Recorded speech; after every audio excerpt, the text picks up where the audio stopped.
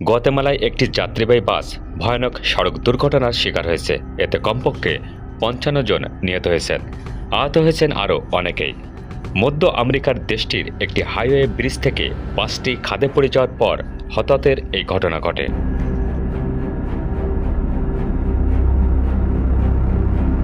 মঙ্গলবার এক ভিডিও প্রতিবেদনে এ তথ্য জানিয়েছেন সংবাদ মাধ্যম আল জাজিরা। নিহতদের মাঝে উদ্ধার করা হয়েছে ৩৬ জন পুরুষ এবং ১৫ জন নারীর লাশ। হতাহতের সংখ্যা বাড়তে পারে বলে আশঙ্কা করা হচ্ছে। আল জাজিরা বলছে, গুয়াতেমালা সিটির বাইরে একটি দূষিত খাদে বাসটি ডুবে যায়।